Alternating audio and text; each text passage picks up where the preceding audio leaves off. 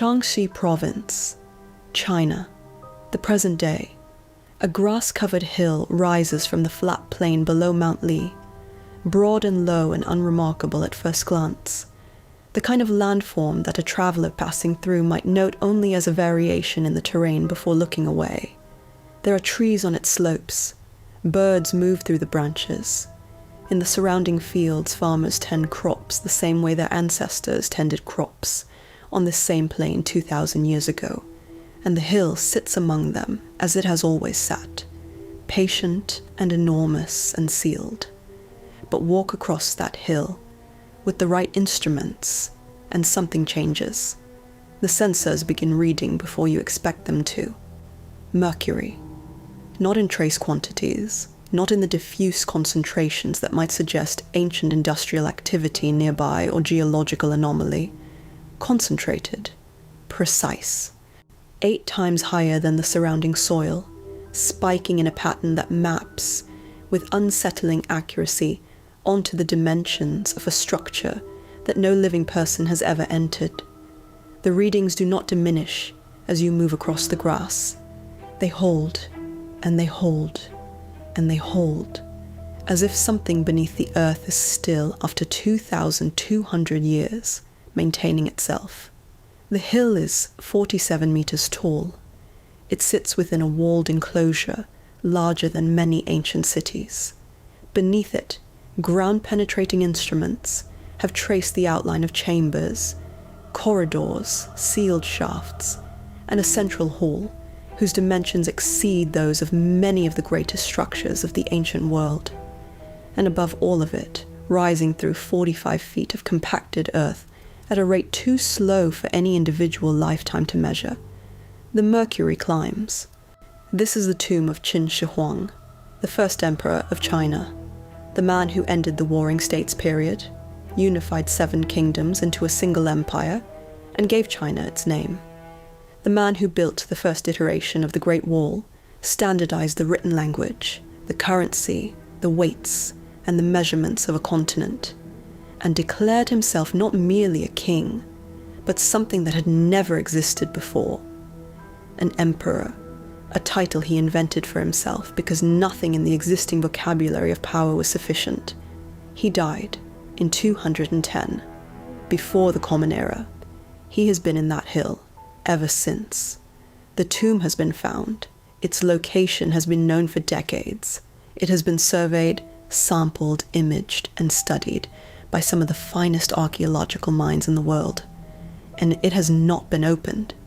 Not by the scientists who know what their instruments say lies beneath the grass. Not by the government that controls the site and has declined every proposal to excavate the central burial chamber. Not by anyone. The official explanation is caution. The technology to excavate without causing irreversible damage does not yet exist. The organic materials inside, wood, silk, lacquer, human remains, preserved for 2 millennia in a sealed anaerobic environment, would be destroyed by exposure to modern atmosphere within hours. The Terracotta Army, discovered by farmers in 1974, offered a warning that archaeologists have not forgotten: the brilliant paint that covered those 8,000 clay soldiers, the reds and greens and blacks that made them not brown monuments, but vivid living figures. He faded and flaked within minutes of the pits being opened. That paint is gone. It cannot be recovered. What was lost in the warrior pits in the moment of excavation represents only the outermost layer of what the main chamber might contain. So the hill remains sealed, and the Mercury climbs through the soil above it, slowly, perpetually, the breath of a tomb that has been exhaling for 22 centuries. But the official explanation only answers part of the question, because the tomb of Qin Shi Huang is not simply an archaeological site that requires better technology before it can be safely opened. It is a record of one of the most extraordinary and most disturbing human stories ever documented. A story about what absolute power does to the mind that holds it, about the thousands of lives consumed in the construction of an eternal empire that its builder would never inhabit in the way he intended, about the workers sealed inside when the doors closed, about the concubines buried with their master, about the alchemists who promised immortality and delivered poison, and about a man who unified a continent and still could not make peace with his own mortality. Tonight, we will descend through 6 layers of that story. First, we will meet the boy who became the first emperor, a child born in a foreign city to a father of uncertain legitimacy, raised in the shadow of a court that regarded his life as a diplomatic instrument, who emerged from that precarious beginning to conquer everything the ancient Chinese world contained. Second, we will enter the construction of the tomb itself. 38 years, 700,000 laborers, and a vision of the afterlife so literal, so total, so architecturally ambitious, that it required not a burial chamber, but an underground empire to contain it. Third, we will descend into the Mercury. What the ancient records describe, what modern science has confirmed, and what it means that a substance associated with immortality in ancient alchemy flows in rivers beneath that sealed hill to this day. Fourth, we will walk among the 8,000 warriors, standing guard in the dark to the east of the burial mound. Their construction, their individuality, their real bronze weapons, and what their existence reveals about the terror that lived beneath the emperor's absolute power. Fifth, we will reckon with the price, the workers sealed inside the closing tomb, the concubines interred with their master, the scholars burned and buried for dissent, the alchemist who poisoned him with the remedies he demanded, the son who died on a forged letter, and the dynasty built for 10,000 generations that lasted 15 years. And finally, we will stand at the door that will not open, examining what science believes waits inside the inner burial chamber, why the decision has been made to leave it sealed, and what the Mercury readings above the quiet grass-covered hill tell us about a man who wanted to live forever and achieve something stranger and more enduring than he could have imagined. Remember the instruments spiking as the scientists moved across the grass above the burial mound. Remember the Mercury, still rising, and still present, still doing what it was designed to do. By the end of tonight, you will understand what was built in that hill, what was sacrificed to build it, and why the question of whether to open it is not only a question of archaeological technology or governmental policy. It is a question about what we owe the dead, and what the dead, in this particular case, may still owe the living. Now let us go back to the beginning, before the tomb, before the emperor, before the title that had never existed, and the army of clay soldiers and the rivers of liquid mercury sealed beneath the earth. Let us go back to a city under siege, to a child born in a foreign court with no guarantee of survival, to the beginning of the story that ends in that hill on the plain below Mount Lee, still sealed, still breathing, still waiting. Handan, capital of the Zhao Kingdom, 259 before the Common Era, a city that has learned to live under the permanent possibility of siege, its walls thick and its people watchful, its relationship with the Kingdom of Jin, defined by decades of warfare that had left both sides exhausted and neither side willing to concede. Inside the city, in quarters that were comfortable enough to suggest diplomatic protocol, but confined enough to suggest their true purpose, a Qin prince named Yiren lived as a hostage, a human guarantee of his kingdom's good behavior, a life held in trust, against the possibility of renewed conflict, valuable only as long as the peace held and worthless the moment it did not. In that city, in that year, a child was born to Yiren, and a concubine whose name the historical record preserves only in relation to the men she served. The child was named Ying Zheng. He would later rename the world. The circumstances of his birth were inauspicious in ways that would follow him for the rest of his life. His father was not a crown prince. He was one of many sons of the Qin king, low in the line of succession, sent to Handan precisely because his death, if war resumed and the Zhao chose to execute their hostages, would not materially damage Qin's political structure. He was, in the language of diplomacy, expendable, and the child, born to him in a foreign city, inherited that expendability along with his father's bloodline. But there was a complication. The historian Sima Qian, writing approximately 100 years after these events, in his monumental work The Shiji, records a detail that ancient readers found scandalous and modern historians have debated ever since. Before Yiren took the concubine as his own, she had been the companion of a merchant named Lu Bue, a man of extraordinary wealth and political ambition who had identified Yiren as a rare investment opportunity, a minor prince who, with the right support, might be elevated far beyond his current station. Sima Qian records the rumor, circulated widely in the ancient world, that the concubine was already pregnant with Lu Bue's child when she was given to Yiren, that Ying Zheng was not, in biological truth, a prince of the Qin royal line at all. Whether this was true, politically fabricated by enemies seeking to delegitimize him, or a story Sima Qian included, because his role as a historian required him to record what was said, rather than only what was certain, cannot now be determined. What can be determined is the effect. For the entirety of his public life, Yingjing ruled under the shadow of a question about his own legitimacy, a question that struck at the foundation of everything he would build, everything he would claim, every title he would invent. The man who would declare himself the son of heaven lived with the whisper that he might be the son of a merchant. This is where his story begins, not in triumph, in uncertainty. When Yingjing was approximately 4 years old, the peace between Qin and Zhao collapsed. War resumed.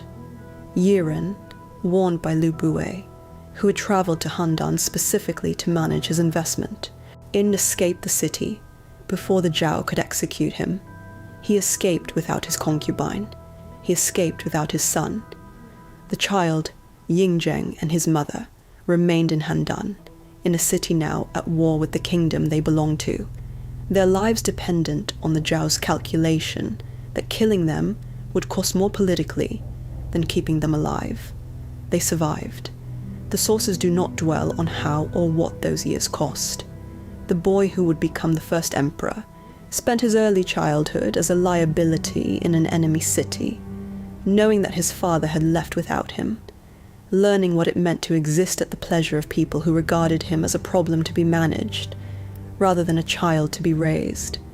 Ancient sources describe his mother sheltering him in obscurity, the two of them surviving on the margins of the court that held them, on waiting for circumstances to change.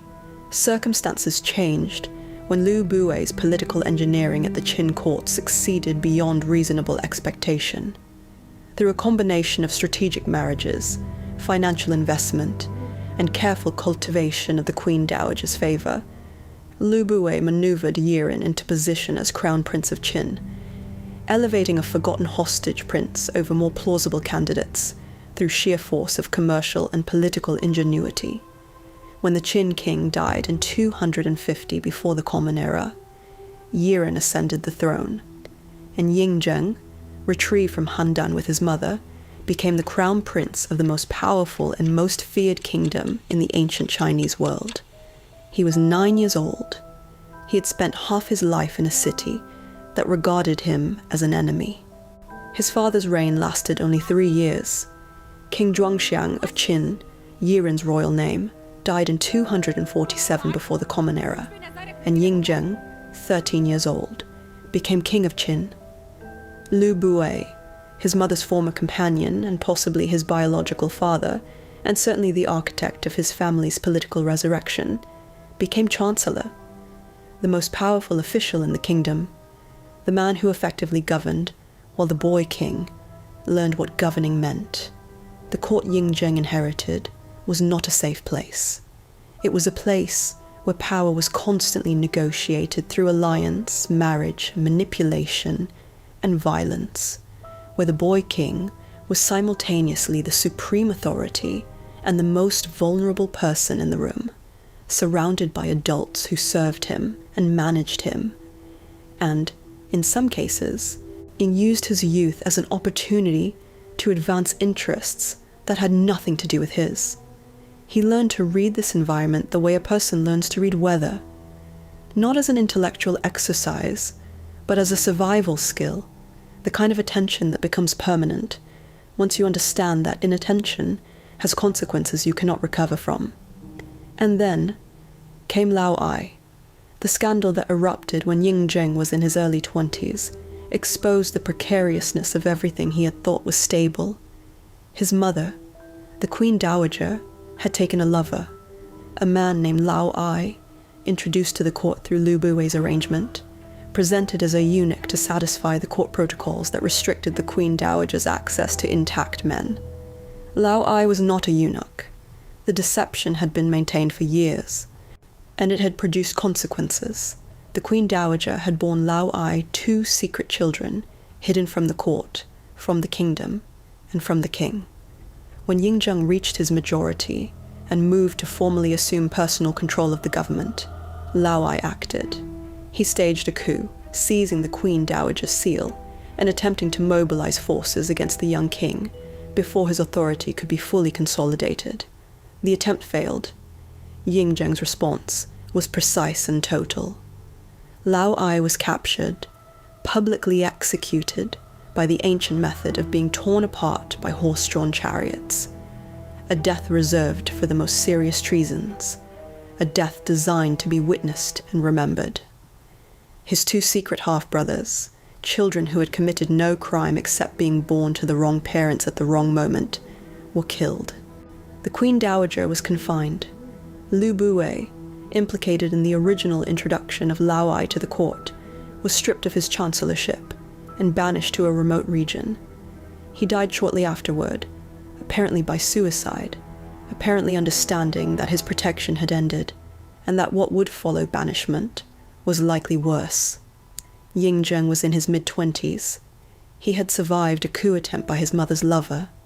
He had executed his half-brothers. He had destroyed the man who might have been his father, and he had done all of it with a decisiveness that left no room for negotiation, no space for mercy, no acknowledgement that the people he was eliminating had once been, in various complicated ways, part of what he thought of as family. What emerges from this sequence of events is not a portrait of a monster. It is a portrait of a man formed by specific and comprehensible pressures into someone for whom trust was not a reasonable default position. He had been left in an enemy city as a child. He had watched his father's legitimacy be manufactured by a merchant's investment. He had governed as a boy under the management of the man who may have fathered him. He had discovered that his mother's household was a site of active deception, and that the children of that deception had been prepared by their father's coup attempt to replace him. Every relationship that should have provided security had instead demonstrated the mechanics of betrayal. His response, the elimination of ambiguity through force, the refusal to leave threats partially addressed, the extension of control to cover every variable he could identify, was not irrational. It was the logical outcome of a life that had repeatedly punished the assumption of safety. This is the man who, beginning in 230 before the Common Era, launched the military campaigns that would define him above all other achievements. 6 years, 6 kingdoms.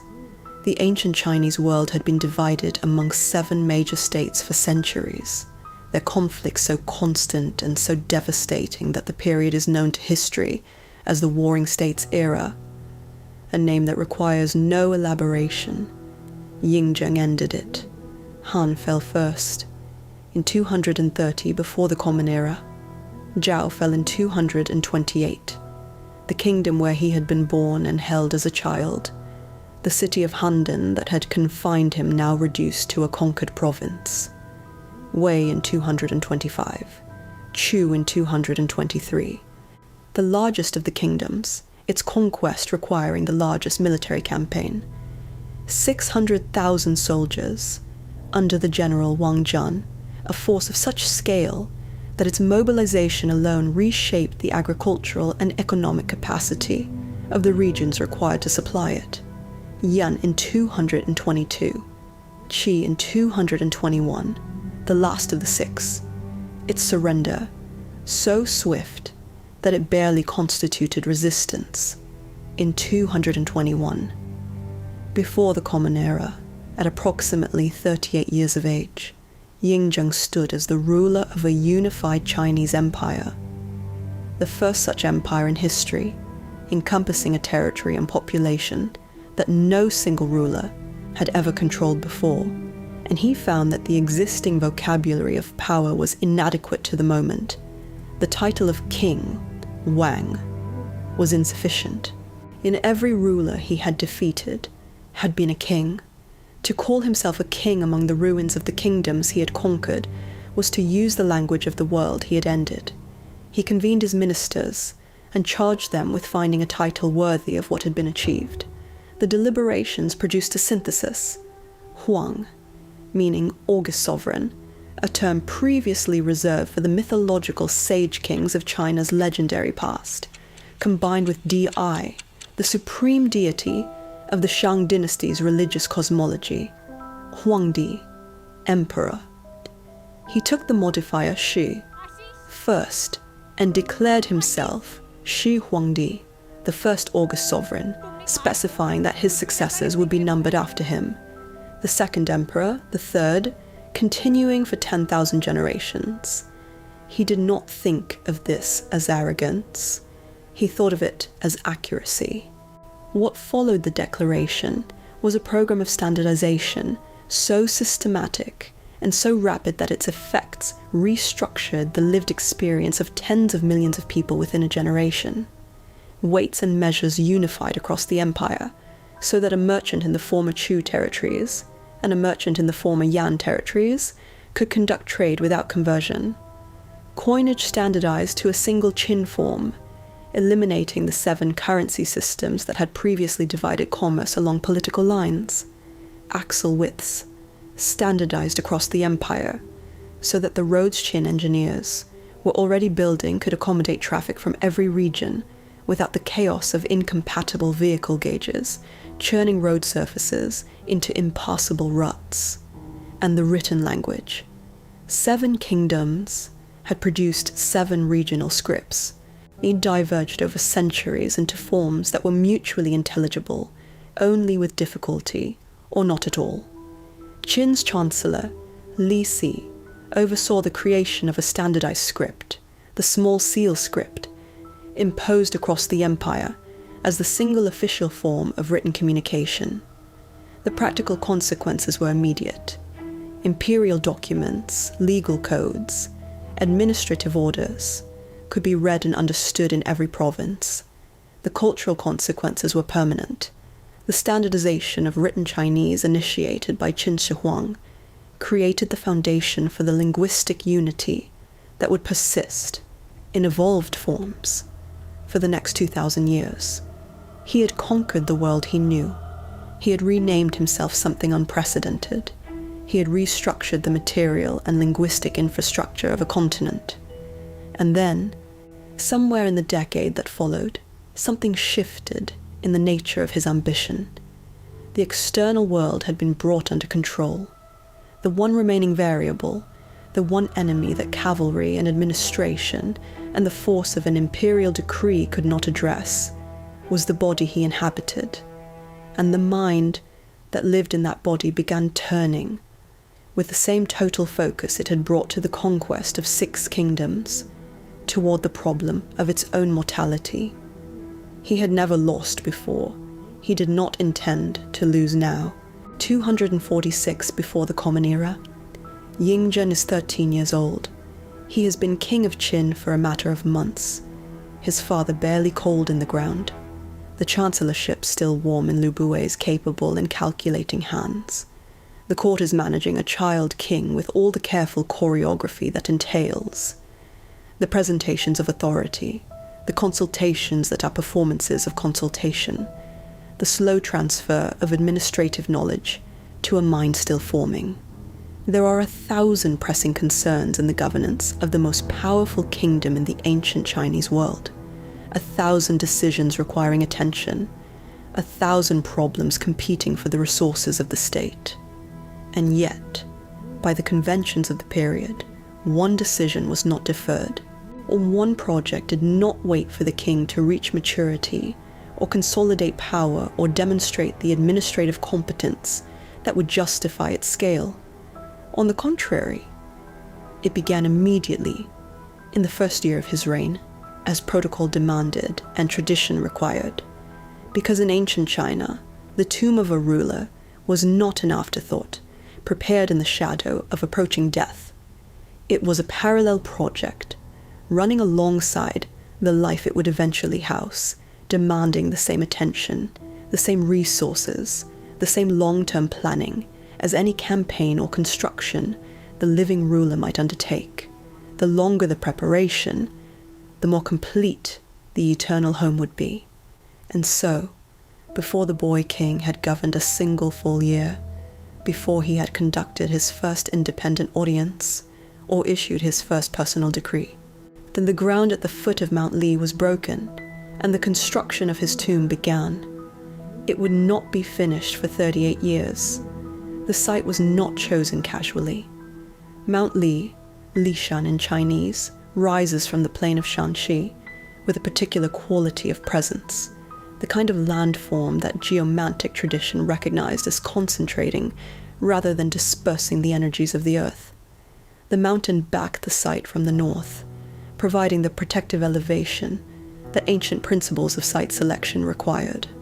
The Wei River moved across the plain, water representing the flow of vital energy through a landscape. The surrounding terrain opened to the south and east in ways that the advisors responsible for these determinations found favorable, the horizon unobstructed, the sight lines long and clear. These were not decorative considerations. In the cosmological framework that governed decisions of this magnitude, the orientation of a tomb determined the quality of the existence it would house.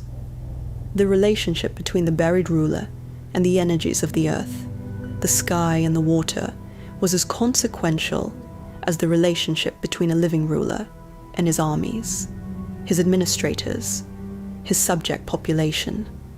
To place the tomb incorrectly was to condemn the emperor to an afterlife structurally misaligned with the forces that sustained existence. The site selection was, therefore, a theological act disguised as a geographical one. There were practical advantages that complemented the cosmological ones.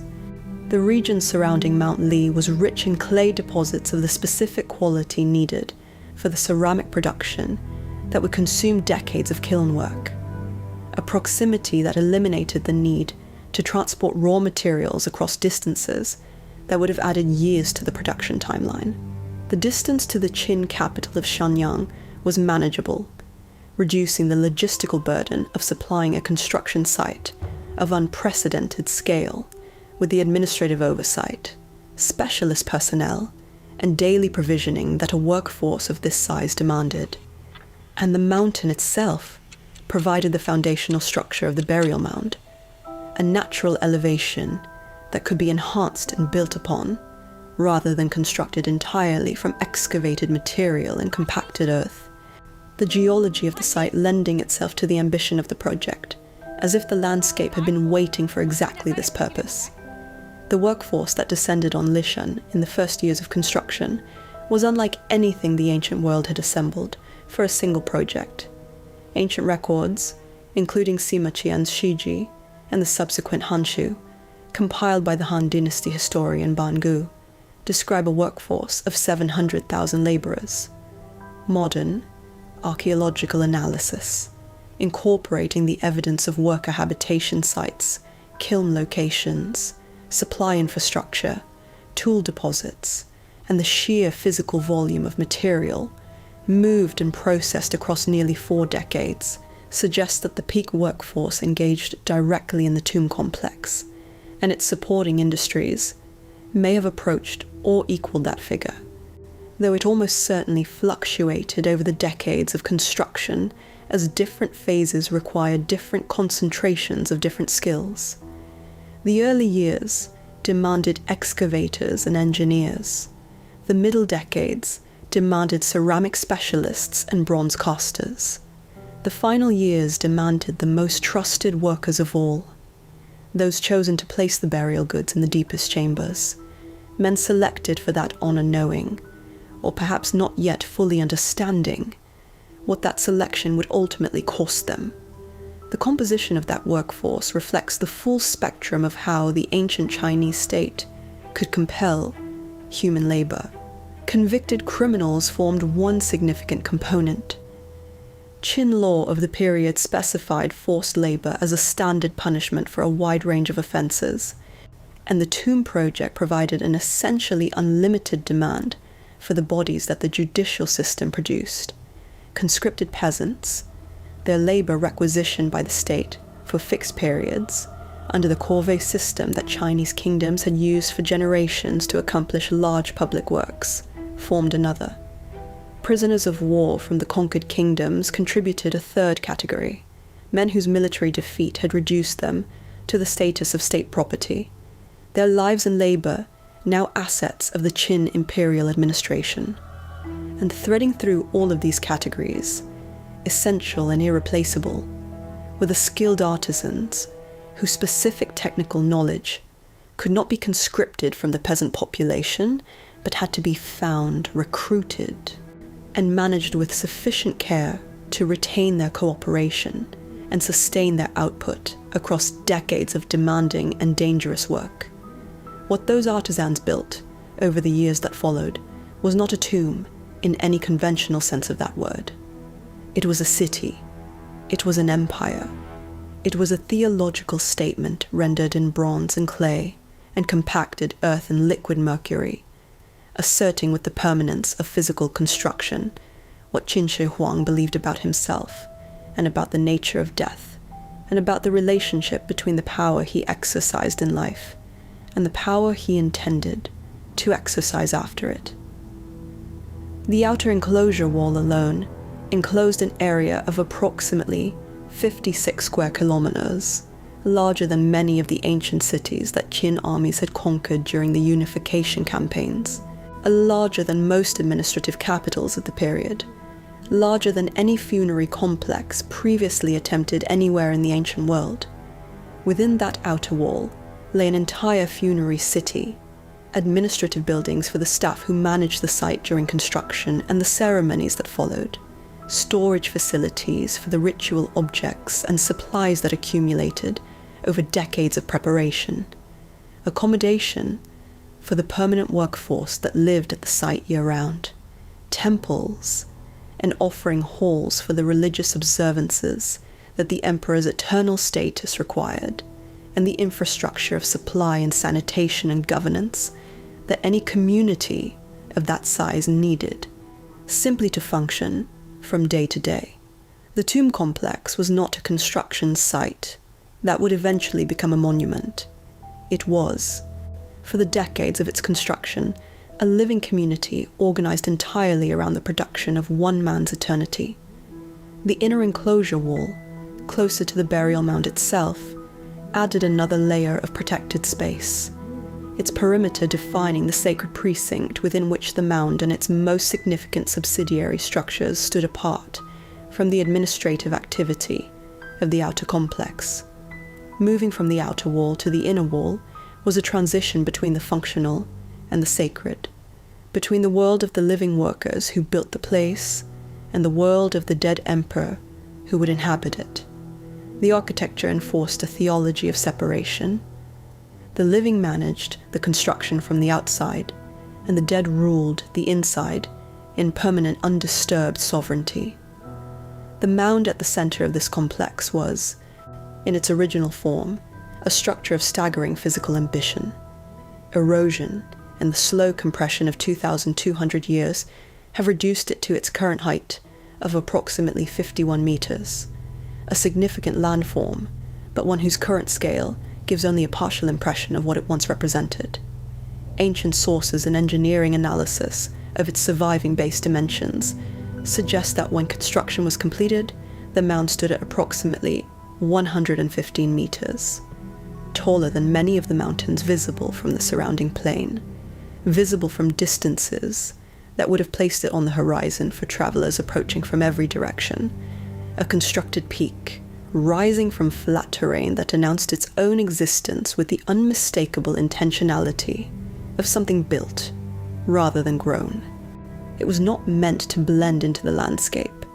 It was meant to dominate it, to be seen, to communicate across every distance from which it could be seen that something of absolute consequence lay beneath it, and that the power which had placed it there was not the kind of power that apologized for taking up space.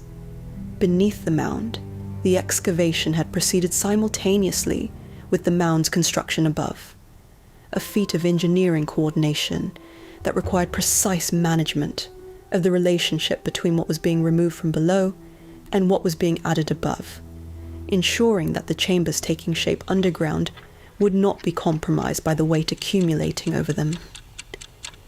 The excavation cut down through approximately 14 meters of earth and into the bedrock below, creating a foundation stable enough to support the mound's mass across centuries without the settling or substance that would crack walls, collapse ceilings, or disturb the carefully arranged contents of the chambers.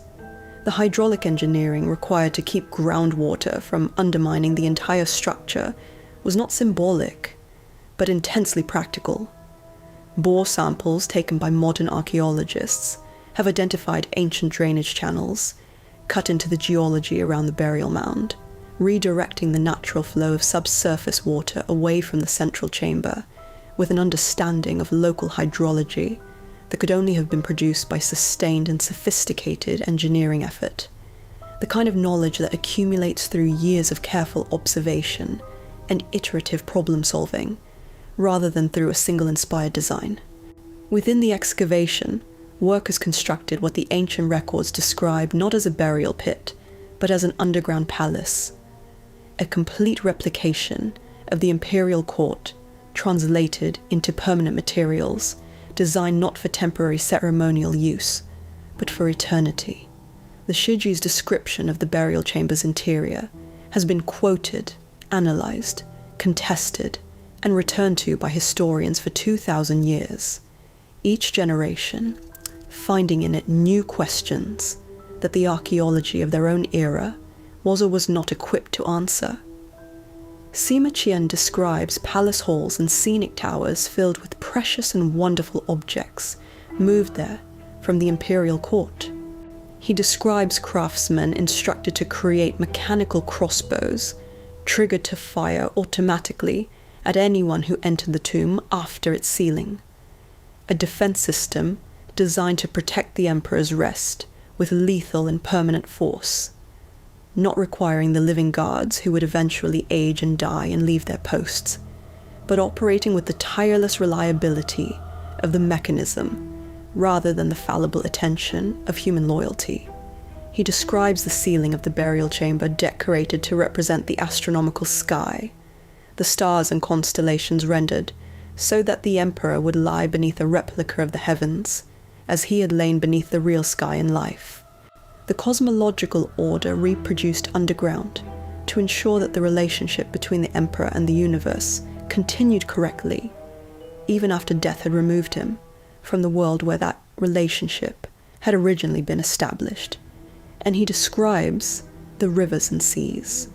The floor of the burial chamber, according to both the Shiji and corroborating accounts in the Hanshu, was lined with bronze, a measure against the groundwater intrusion that any underground structure in this region faced across centuries, but also a statement about permanence, about the intention that this chamber should endure, not for years or decades or centuries, but without limit, its floor impervious to the water that time and geology would inevitably press against it.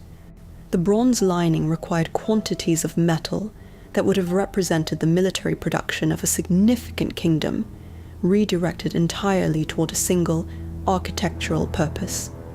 An allocation that only an empire that had conquered all its enemies and no longer needed to arm against them could have contemplated without strategic catastrophe. The materials that filled the chambers arrived from across the empire and beyond it, over decades of accumulation. Jade, in the Chinese cosmological tradition, carried an association with preservation and immortality that made it not merely decorative but theologically necessary. Jade did not decay, did not corrode, did not submit to time in the way that organic materials did, and its presence in the tomb asserted on a material level the same claim that the tomb's entire architecture asserted on a structural one, that what was placed here would last. Gold for ritual objects of the highest status, lacquered wood for coffin structures, the lacquer applied in sufficient layers to achieve a chemical stability that approached, in practical terms, the permanence of the materials it covered. Silk for wrappings, produced in quantities that represented the redirected output of entire weaving districts, and everywhere, in figures and objects and architectural elements that descended into the pits and chambers as they were completed, the ceramic that the kilns of Lishan produced in an output so sustained and so enormous that the landscape around the site is still in the 21st century, scattered with the debris of the firing process, fragments of misfired figures, kiln furniture, the waste products of an industrial ceramic operation that ran without significant interruption for decades. More than 600 subsidiary pits and burial sites have been confirmed within the complex so far, and the systematic survey of the full enclosed area remains incomplete. These pits contained, in combinations and concentrations that varied with their apparent function, the full apparatus of an imperial existence translated into eternal form. Bronze chariots of such technical complexity, their components numbering in the thousands, their scale and detail suggesting artists who understood both the engineering of working vehicles and the aesthetics of ceremonial display, that they rank among the finest metal castings of the ancient world, regardless of the civilization against which they are measured.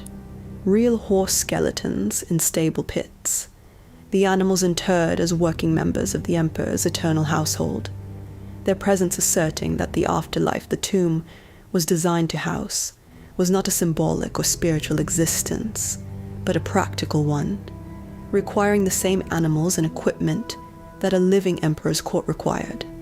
Terracotta figures of acrobats, caught in positions of performance, musicians with instruments, officials arranged in the postures of the administrative function, the full population of an imperial court reproduced in fired clay, in waiting in the dark, for an audience that the sealing of the tomb had made impossible.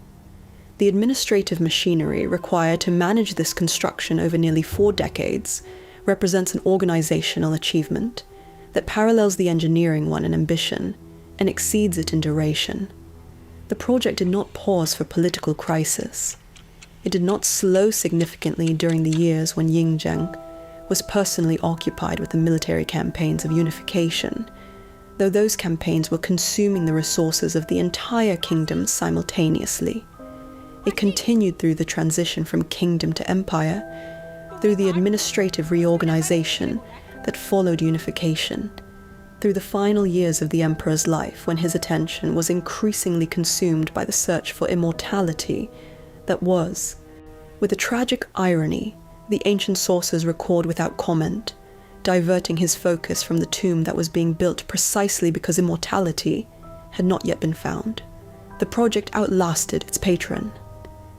Qin Shi Huang died in 210, before the Common Era, with construction ongoing, the final sealing of the tomb, the placement of the last burial goods, the closing of the inner and then the outer doors, and the additional burials that accompanied the emperor's interment all occurred after his death, the construction machinery continuing to operate for 2 more years by its own momentum, completing in 208 what the man it had been built to house had not lived to see finished.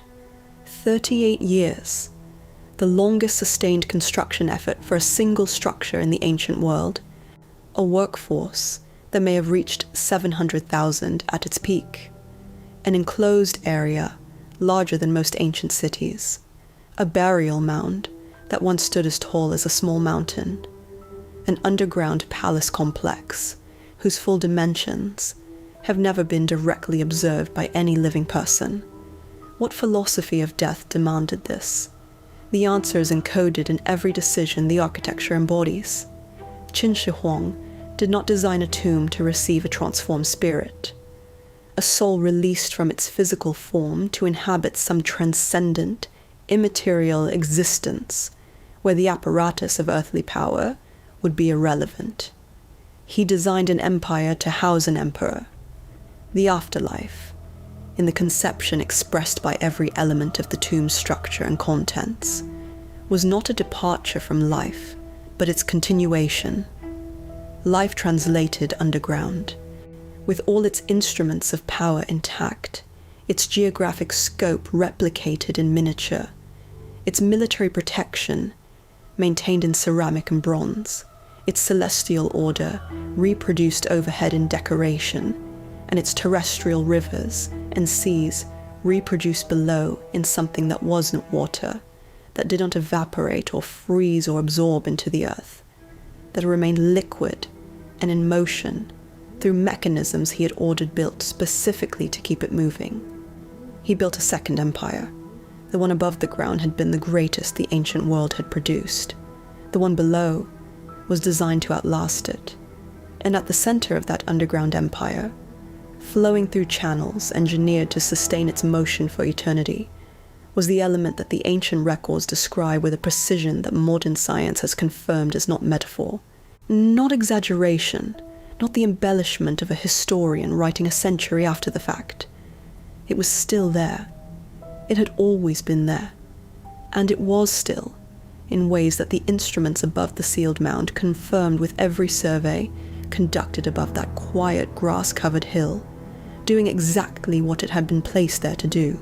Approximately 90 before the Common Era, the Han dynasty has governed China for more than a century. The empire that replaced the empire that Qin Shi Huang built, now settled into its own rhythms of administration and expansion and court politics. A historian named Sima Qian sits with his records and his sources and the accumulated oral traditions of a century of Chinese memory, and he writes a sentence that will be repeated, translated, debated, and confirmed across the next 2,000 years. He writes that inside the burial chamber of the first emperor, the rivers and seas of the empire were reproduced in Mercury, and that mechanical devices kept the Mercury in perpetual motion. He was writing about something that had been sealed for more than 100 years when he described it. He had not seen it. No one living had seen it. He was drawing on records that predated him, on the testimony of people who had been present at the construction or the sealing or the court discussions that surrounded both, on the accumulated knowledge of a society that had watched the tomb being built and understood, in broad outline, what had been placed inside it. His account could have been embellishment. It could have been the kind of legendary accretion that attaches itself to extraordinary figures across the generations that follow them, the gradual transformation of the historical into the mythological through the slow pressure of repetition and reverence. It was not embellishment. In 2002, Chinese archaeologists conducting systematic soil sampling across the surface of the burial mound published results that removed the question from the realm of historical interpretation and placed it in the realm of measurable physical fact. The mercury concentrations in the soil directly above the predicted location of the burial chamber were 8 times higher than the concentrations in the surrounding terrain.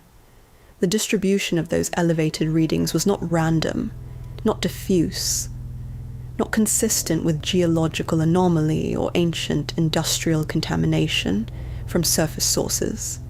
It was precise. It was patterned. It mapped, with a correspondence that the researchers described in careful scientific language that nonetheless carried the unmistakable weight of something extraordinary, onto the dimensions and location of the structure that Sima Qian had described from memory and tradition, more than 2,000 years before the instruments existed to confirm what he had written. The Mercury is real. The Mercury is still there. And understanding what it means, what it meant to the man who ordered it placed there, what it meant to the civilization that produced both the man and the material, and what it means now to the scientists who stand above it with instruments that spike and hold and spike again, requires going back further than Sima Qian, further than the construction of the tomb itself, to the place that Mercury occupied in the ancient Chinese understanding of the world and the forces that governed it. The Chinese had known Mercury for thousands of years before Qin Shi Huang was born. It occurred naturally in the mineral cinnabar. Mercuric sulfide, a compound that produces a vivid red pigment when ground and that releases liquid mercury when heated, the silver metal separating from the sulfur in a process that ancient observers found compelling precisely because it seemed to violate the normal categories of matter.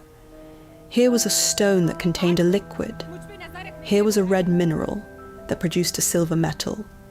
Here was a substance that was neither solid nor gas, but something between the two, something that behaved like water but looked like captured moonlight, something that moved with an independence that seemed almost organic, pooling and flowing and dividing and recombining in ways that suggested life without being alive.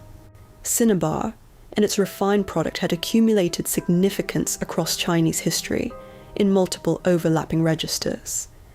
As a pigment, the red of ground cinnabar was among the most prized colorants available to ancient Chinese artists and scribes, its intensity and permanence making it the color of official seals, of ritual documents, of the marks that signified authority and authenticity. As a medicinal substance, traditional Chinese medical practice had incorporated mercury compounds into treatments for a range of conditions. The metal's obvious physical potency, its density, its reactivity, its visible aliveness, making it a plausible candidate for therapeutic power in a medical tradition that understood healing as the management of vital energies, rather than the elimination of specific pathogens. And as an alchemical substance, mercury occupied a position of central importance in the emerging Taoist tradition of seeking transformation, both the transformation of base materials into precious ones, and the transformation of the mortal human body into something that could transcend its natural limitations. This last significance is the one that connects most directly to the sealed chamber beneath the burial mound. In early Taoist alchemical thought, cinnabar and refined mercury were understood to stand in a special relationship to the processes of life and death. Mercury was incorruptible in ways that organic matter was not. It did not rot, did not decay, did not submit to the biological processes that consumed everything living. It was stable across time in a way that flesh was not. The alchemists who studied its properties and experimented with its combinations with other substances believed that something about its essential nature held keys to the preservation and extension of human life, that a preparation containing mercury, properly refined, properly combined with other materials, properly administered, could slow or halt the processes of aging and death that afflicted ordinary human bodies. The elixir of immortality, in the most sophisticated versions of early Taoist alchemical theory, was not a metaphor or a spiritual concept. It was a chemical compound, and mercury was one of its primary ingredients. Qin Shi Huang believed this, or he believed it enough, and feared death enough to act on the belief with the same total commitment he brought to every other problem he identified as requiring solution. He funded alchemists, he sponsored expeditions, he consumed preparations, and he incorporated Mercury into his tomb, not merely as a decorative element or a symbolic gesture, but as a theological statement about the nature of the afterlife he was constructing, a place where the vital energies of the living world, its rivers, its seas, its perpetual motion, would be reproduced in the one substance that shared with life its fluid mobility, while sharing with the eternal its resistance to decay. The Mercury rivers in the burial chamber were a model of the empire he had conquered.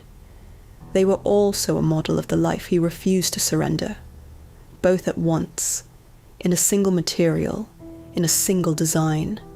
The geographic conception encoded in that design is worth understanding in its specificity.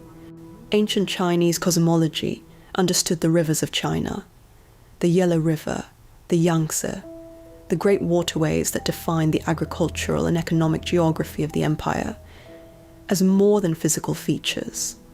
They were the circulatory system of the land itself, the channels through which the vital energy of the earth moved and distributed itself, sustaining the fertility of the fields, the navigability of the trade routes, the fundamental conditions of civilized life.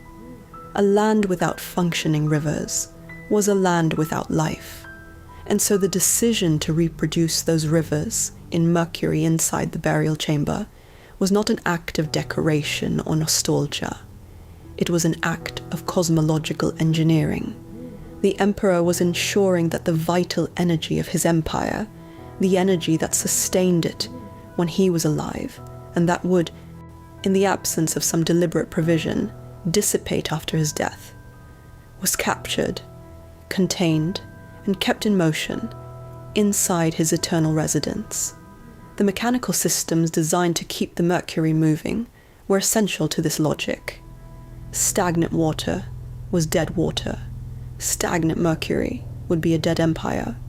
The mechanisms, their specific design lost with the documents and the knowledge of the craftsmen who built them, but their existence confirmed by Sima Qian's account, and consistent with the mechanical sophistication demonstrated by other elements of the tomb complex, were not amenities. They were life support for the afterlife. They were the means by which the emperor's underground empire would continue to breathe.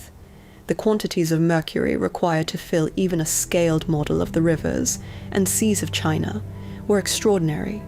In modern estimates based on the soil readings above the burial chamber and the spatial dimensions suggested by ground-penetrating surveys have produced figures that researchers describe with careful qualification but consistent astonishment.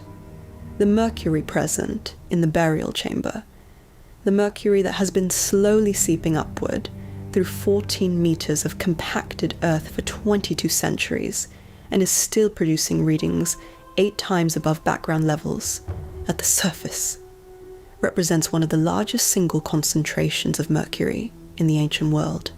The total quantity, originally placed in the chamber, before any seepage over 2 millennia, would have been larger still by an amount that the rate of seepage and the duration of containment allow researchers to estimate, but not precisely calculate. Where did it come from?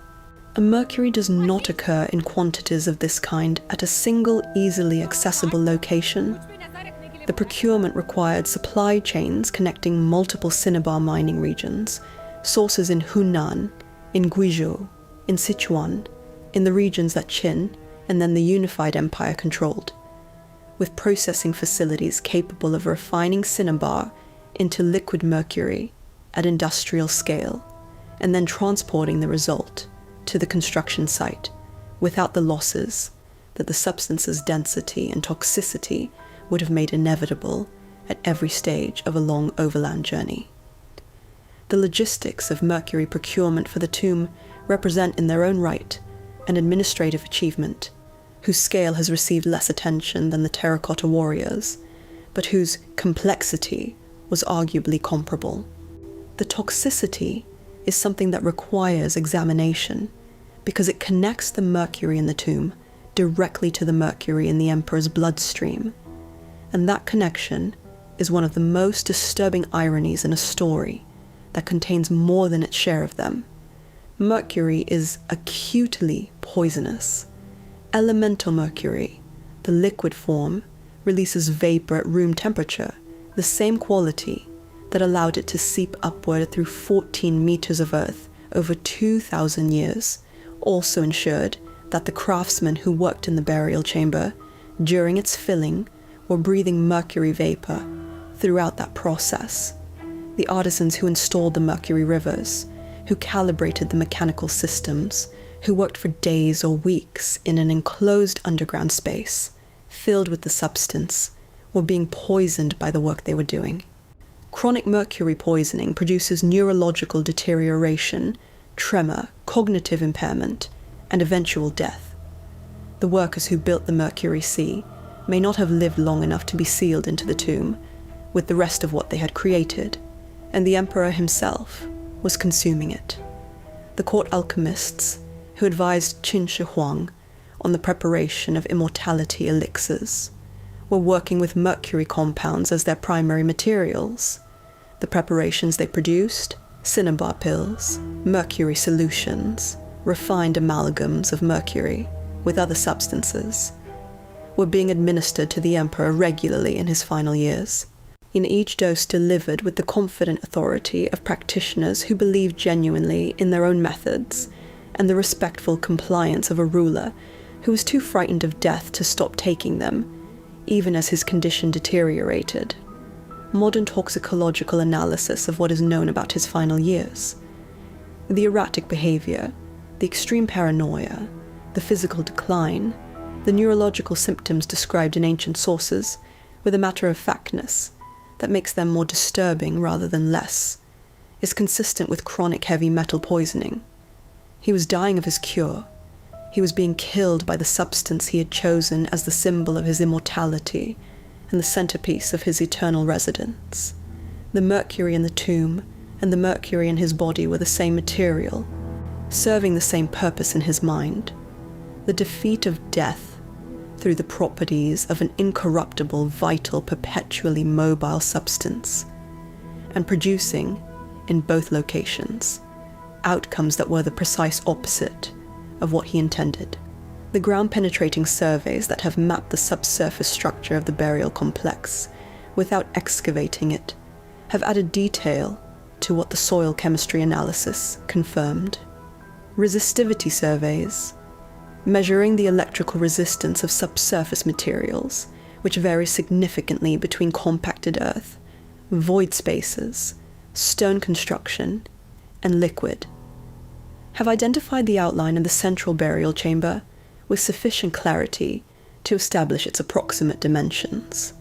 A large central hall, surrounding corridor systems, sealed access shafts whose locations are known but which have not been opened. The mercury, in the resistivity readings, appears as an anomaly, consistent with a large contained liquid body, its boundaries corresponding to the geographic model that the ancient sources describe. What else those surveys suggest lies in the chamber, alongside the mercury, has generated careful and sometimes contentious discussion among the archaeologists who have spent careers studying the site without being permitted to enter it. The astronomical ceiling described by Sima Qian, if it survives, would represent one of the most significant astronomical records of the ancient world, a physical map of the night sky as understood by Qin-era Chinese astronomers, preserved in a sealed anaerobic environment for 22 centuries. The bronze coffin fittings described in multiple ancient sources would, if intact, represent extraordinary examples of Qin-era metalwork. The wooden coffin structure itself, if it has survived the millennia in the conditions created by the sealed chamber, would be among the oldest intact wooden objects in the world. And the human remains. The emperor himself, and possibly the concubines and servants described in ancient sources as buried with him, would represent an archaeological and forensic opportunity whose significance is difficult to overstate. But the Mercury complicates everything. An excavation team entering the burial chamber would be entering a space that has been accumulating mercury vapor for 22 centuries in an enclosed environment. The concentration of mercury vapor in an unventilated chamber containing the quantities suggested by the soil readings would be immediately dangerous and potentially lethal without full protective equipment. The process of ventilating the chamber before entry, necessary for the safety of any excavation team, would itself begin the process of atmospheric exchange that would expose the organic materials inside to the humidity, oxygen, and biological agents of the modern atmosphere, initiating deterioration that could not be halted once begun. The lesson of the terracotta warriors is the one that every discussion of excavating the main chamber returns to. When Pit 1 was opened in 1974, the figures inside had been preserved for 22 centuries in a sealed, stable environment. Their surfaces retained vivid painted decoration, the pigments intact, the colors bright, the details of individual faces and armor and hairstyles preserved exactly as the painters of the Qin dynasty had left them. Within minutes of the pit's opening, as modern atmosphere flooded the previously sealed space, the paint began to flake. Within hours, significant portions of the painted surfaces had deteriorated beyond recovery, the warriors visible in photographs today. The monochrome terracotta, the unpainted clay, are not what the warriors looked like when they were made. They are what the warriors look like after their painted surfaces were destroyed by the act of their discovery. That loss cannot be undone. The main burial chamber, if it contains the materials that ancient sources describe and modern surveys suggest, would present this problem at an order of magnitude beyond anything encountered in the warrior pits. And so the Mercury, that the first emperor placed in his tomb as a symbol of immortality, has achieved, in a way he could not have intended, but might have appreciated, something genuinely permanent. It has made his tomb too dangerous to open carelessly, and too precious to open without certainty. It has protected his secrets for 22 centuries, and continues to protect them now, seeping upward through the earth above him, registering on instruments held by scientists who know exactly what they are reading, and cannot yet act on what they know. The tomb breathes mercury into the air above it, and below, in the sealed dark, the rivers of the empire that never stopped flowing wait for a morning that has not yet come. March 1974. The Shanxi Plain east of the burial mound is experiencing a drought of the kind that forces farmers into decisions they would not otherwise make. Digging deeper, searching further, accepting the physical labor of excavation as preferable to the slower loss of watching crops fail in dry soil. 3 farmers, brothers and a cousin, members of the Yang family, who had worked this land for generations, without any particular reason to believe it concealed anything beyond the ordinary geology of the North Chinese Plain, are digging a well approximately 1.5 kilometers east of the Great Burial Mound, when their tools strike something that is not earth and not stone. They pull up fragments, terracotta, pieces of what appears to be a human figure, modeled in fired clay, all larger than any ceramic figure they have encountered before. They report the find to local authorities with the cautious practicality of people who understand that what emerges from the ground in China sometimes belongs to history, rather than to the person who finds it, and that the correct response to history is notification rather than possession. The instinct was right. What they had found did not belong to them. It did not belong to any living person. It had been waiting in the specific and patient way that only buried things can wait, for 2,200 years. Within weeks, archaeologists have confirmed what the Yang farmers could not have known they were standing above. The tools had broken through the ceiling of an underground pit, containing thousands of life-size clay soldiers. Arranged in battle formation, he armed with real weapons, their painted faces turned toward the east, in an orientation that would not have been accidental, that would not have been anything except deliberate, because nothing in the construction of this complex was anything except deliberate. They had been waiting in the dark for 2,200 years. They were still waiting when the light found them. The discovery of what would become known as the Terracotta Army was immediately recognized as one of the most significant archaeological finds of the 20th century. But the full scale of what had been found, not a pit of figures, but a military organization, not a symbolic gesture, but a complete and carefully structured fighting force reproduced in ceramic and bronze, with an attention to tactical logic that matched the attention given to its aesthetic detail, only became clear as excavation expanded and the dimensions of the underground deployment revealed themselves corridor by corridor, figure by figure, weapon by weapon. What the young farmers had struck with their well-digging tools was not a room of statues.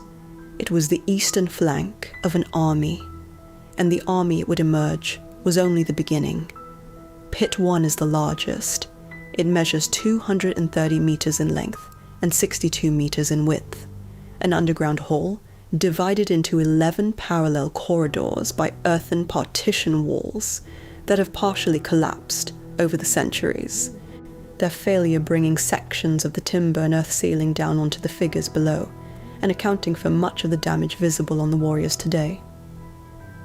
The corridors contained, in their original configuration, an estimated 6,000 figures arranged in a formation that archaeologists recognized immediately as a coherent military deployment, rather than a random or purely decorative arrangement. The vanguard stood at the eastern end. 3 rows of unarmored crossbowmen, their lighter equipment and forward position, identifying them as the advance force whose job was to engage the enemy before the main body closed. Behind the vanguard, the central infantry mass, armored foot soldiers, arranged in columns, their formations dense and disciplined. The spacing between figures consistent with the spacing that military training would have produced in a living army standing at attention. Flanking units ran along the northern and southern edges of the formation, their orientation slightly angled outward in a posture that military historians recognized as protection against encirclement. The tactical awareness of a commander who understood that an enemy does not always approach from the expected direction. A rearguard closed the western end, facing back the way the army had come, guarding against attack from behind. The tactical logic was complete. Whoever had designed this deployment had understood military organization well enough to reproduce it not as a symbol of an army, but as a facsimile of one. Every element present, every contingency considered, and every vulnerability addressed with the same care that a general planning a living campaign would have brought to the problem. Pit 2, discovered in 1976, approximately 20 meters north of Pit 1, contained a mixed force of approximately 1,400 figures, representing a more complex military organization than the infantry-dominated deployment of Pit 1. Cavalry units, terracotta soldiers, standing beside terracotta horses, the riders equipped with the shorter weapons appropriate for mounted combat, their postures adjusted to accommodate the specific physical relationship between a rider and a mount, were integrated with infantry formations and with kneeling crossbowmen, whose position identified them as the kind of support unit that would provide covering fire while other elements of the force maneuvered. The variety of unit types in Pit 2 has led military historians to interpret it as representing the mobile strike force of the army. The component designed for flexibility and rapid response rather than the sustained linear engagement that the massed infantry of Pit 1 suggested. Where Pit 1 represented mass and holding power, Pit 2 represented speed and adaptability. Together, the two pits described a complete military philosophy, the hammer of the infantry and the precision of the mobile force, or deployed in coordination according to the tactical requirements of the engagement. Pit 3, also discovered in 1976, was smaller than either of the first two pits and contained only 68 figures, but its configuration gave it a significance disproportionate to its size. The figures were arranged around what appeared to be a command chariot, their positioning consistent with a headquarters unit, rather than a combat formation, officers, guards, the administrative and command structure of a military organization, rather than its fighting elements. The weapons carried by the figures in Pit 3 were different from those in the larger pits. Ceremonial lances, rather than battlefield weapons, the equipment of honor guard, rather than combat infantry. Pit 3 has been interpreted as the Army's command center, the location from which the force as a whole would have been directed, the place where the general and his senior staff would have stood in a living military deployment, receiving reports from the field and issuing the orders that moved the larger formations. In the logic of the underground army, Pit 3 was its brain. The first emperor had not merely given himself soldiers. He had given himself a complete command structure, a military organization capable not just of standing guard, but of being directed, of responding, of functioning as a genuine fighting force required to function, assuming, in whatever cosmological accounting governed the afterlife he was preparing for, that such a force might be needed. And then there is the fourth pit, the one that is empty. A pit-sized excavation was begun east of the others and never filled. The earthen partition walls were constructed, the corridors were defined, the infrastructure of another military formation was put in place, and then the work stopped, the space left vacant, the intended occupants never placed within it, the formation never completed, the unit never deployed. The most likely explanation connects this absence to the chaos that followed Qin Shi Huang's death in 210 before the Common Era.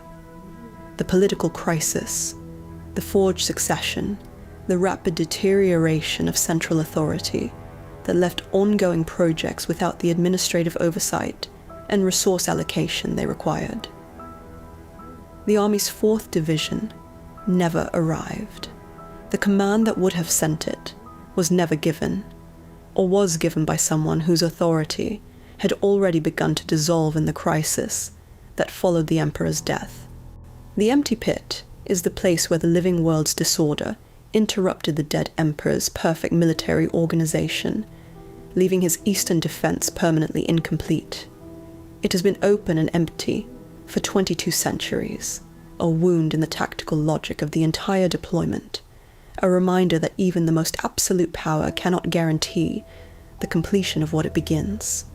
The figures themselves, the warriors who did arrive, who were placed in their formations and equipped with their weapons and sealed into the dark to begin their endless vigil, repay the close attention that millions of visitors have given them since the site opened, because the closer the attention, the more remarkable the detail becomes.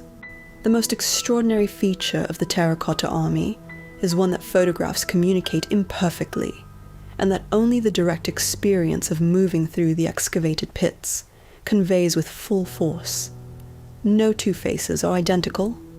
Among the thousands of figures excavated so far, every face is individual, different bone structure, different expression, different treatment of the eyes and mouth and brow, different details of beard and mustache, and the arrangement of hair beneath the military cap. One figure carries an expression of focused alertness, his brow slightly contracted, his lips pressed together in the manner of a man watching a horizon for movement. Another beside him holds an expression of something closer to calm, the particular stillness of a soldier who has made his peace with waitings. A third shows the faint tension around the jaw that suggests a different temperament entirely someone for whom waiting is not calm but suppressed urgency. The army is not a mass of identical figures.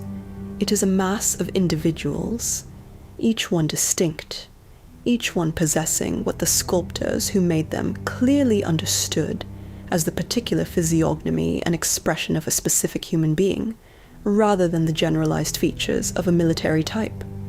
How this was achieved at the scale required: thousands of individual faces, produced in a manufacturing system that needed to be efficient enough to complete the project, within a construction timeline measured in decades rather than centuries, is answered by the evidence found in the figures themselves and in the kiln waste that surrounds the production sites. The construction was modular. Standardized components, torso types distinguishing armored from unarmored figures, leg positions accommodating standing, kneeling, and cavalry postures, arm configurations appropriate for different weapon types, base head forms built on a small number of underlying shapes, were produced in quantity through a system that allowed rapid assembly of the figure's body before the head received its individual treatment. The standardized base heads, built on perhaps 8 to 10 underlying forms, were then worked individually by hand before firing, the sculptors adding the specific facial features, the particular expression, the individual details of eye shape and nose profile, and lip arrangement and beard pattern that would distinguish this figure from every other figure in the formation. The system balanced the competing demands of scale and individuality. An industrial solution to an artistic problem, achieved 2,000 years before industrial production, was theorized as a distinct mode of making things, by craftsmen who had arrived at its essential logic through the practical pressure of an impossible requirement. The construction process left records of itself embedded in the figures in ways that the craftsmen who made those records could not have anticipated would survive 2,000 years, to be read by people with entirely different tools and entirely different questions. It's workshop marks, stamps and carved inscriptions identifying the specific workshop or individual artisan responsible for particular components, were applied to figures before firing and incorporated into the clay as a quality control mechanism that would allow imperial inspectors to identify and punish workers whose output fell below the exacting standards the project required. These marks, baked into the terracotta and preserved through the same sealed environment that preserved the figures themselves, have provided modern archaeologists with detailed information about the organization of the entire production system, the number of workshops operating simultaneously at peak production, the geographic distribution of kiln sites across the region surrounding the burial mound, the specialization of different workshops and different components of the manufacturing process, the names, actual names, preserved in fired clay, of individual artisans who worked on specific figures at specific moments in the production timeline. The craftsmen who made the warriors signed their work as a condition of accountability enforced by an imperial administration that punished failure. That signature, intended as a mechanism of control, became 2 millennia later the evidence by which individual human beings, who might otherwise have been entirely lost to history, are partially known. Their names survive. Their faces are gone. The figures they made remain. When the warriors were completed and placed in their pits, they were not the monochrome terracotta figures visible today. They were painted, and the painting was not minimal or symbolic, but comprehensive and vivid, covering every surface with the specific colors that distinguish rank, unit type, and individual identity within the military hierarchy. The surfaces of the fired clay were first coated with a base layer of lacquer derived from the sap of the lacquer tree, applied to seal the porous ceramic surface and provide a stable foundation for the pigment layers above. Over that lacquer base, painters applied mineral pigments in a palette that included malachite green, azurite blue, cinnabar red, bone white, charcoal black, and the specific purplish-pink compound that researchers have identified as Han purple, a synthetic pigment whose production required sophisticated chemical knowledge and whose presence on the warriors confirms that the painting program was carried out by specialists rather than generalists.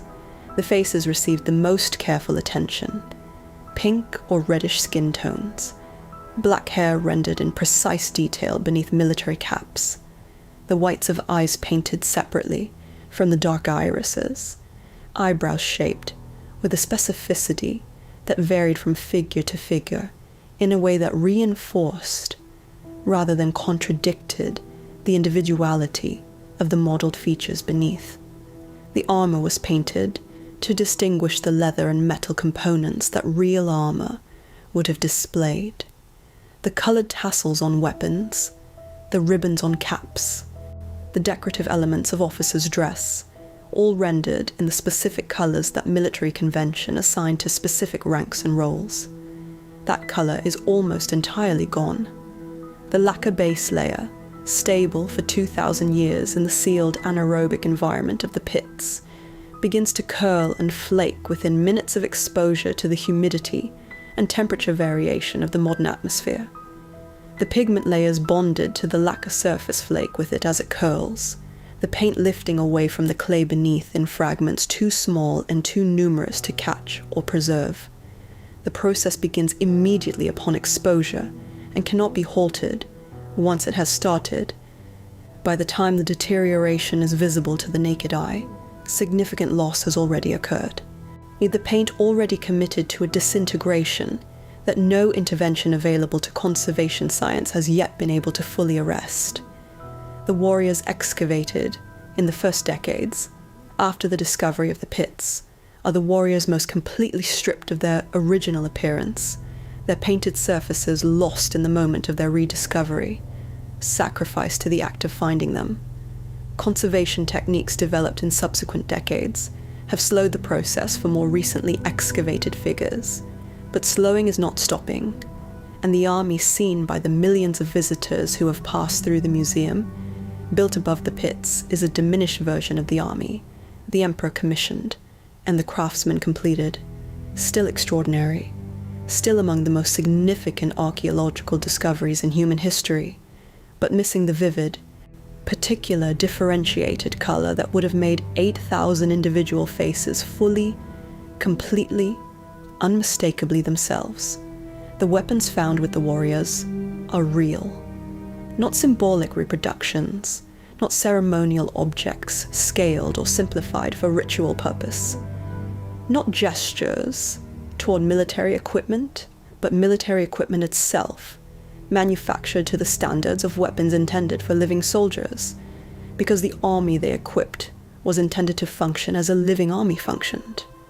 Bronze swords, some still sharp enough after 2,000 years of burial to cut, their preservation attributable partly to the sealed environment of the pits, and partly to a surface treatment that analysis has identified as a chromium oxide coating applied during manufacture, an anti-corrosion technology whose sophistication placed it more than 2,000 years ahead of its appearance in any other documented metallurgical tradition.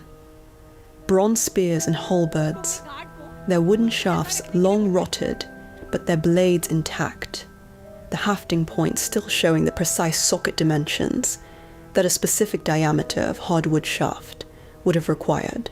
Crossbow mechanisms of a complexity that has consistently surprised researchers, their trigger components manufactured to tolerances that allowed interchangeability between individual mechanisms, a principle of standardized parts that would not be systematically applied in Western manufacturing until the Industrial Revolution of the 18th and 19th centuries of the Common Era. The weapons were not made to be buried. They were made to be used, issued to soldiers, who were themselves made to be soldiers, rather than statues, because the distinction, in the logic of the man who ordered them made, did not exist in the way it exists for us. Beyond the three main warrior pits and the empty fourth, the weapons tell a story of violation as well as preservation.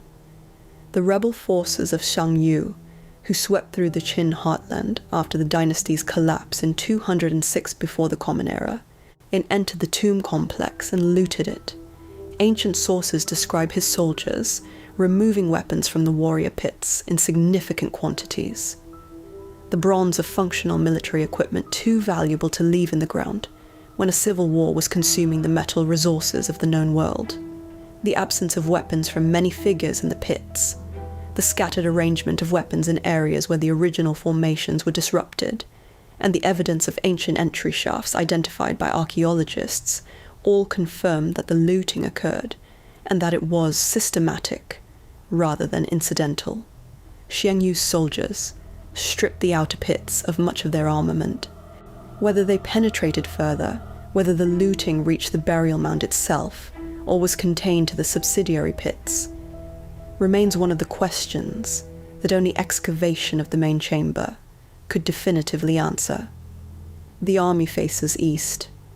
This orientation, maintained across all three active pits, is the detail that contains the clearest statement of the entire deployment's purpose. The 6 kingdoms that Qin Shi Huang had conquered lay to the east of the Qin heartland. The defeated nobility of Han and Zhao and Wei and Chu and Yan and Qi, executed, dispersed, stripped of their titles and lands, and reduced from ruling families to commoners, lay to the east. The resentments generated by conquest, the desire for restoration that the historical record confirms was real and active in the populations of the absorbed kingdoms, and came from the east, the armies that would eventually destroy the dynasty, the rebel forces whose origins lay precisely in those conquered populations, would come from the east. And so the army the emperor stationed to guard his tomb faces east, its weapons oriented toward the direction of the enemies he had made in life, and apparently believed, or feared, might pursue him beyond it. 8,000 warriors, 2,200 years of darkness, their painted faces stripped to bare clay, their wooden hafts dissolved into the soil, their bronze blades still present in many cases, their formations still coherent enough in the excavated sections that the military logic of their arrangement is visible to anyone with sufficient elevation to see it whole. They are still standing, they are still facing east, they are guarding the approaches to a tomb whose inner chamber they have never seen and cannot reach, stationed between the world above the ground and the world below it, between the living who keep finding reasons to approach and the dead who sealed the door and never opened it again. The army is the face that the tomb shows the world, spectacular, individualized, real in its weapons and its tactical logic, and its sheer accumulated presence. But it is only the face.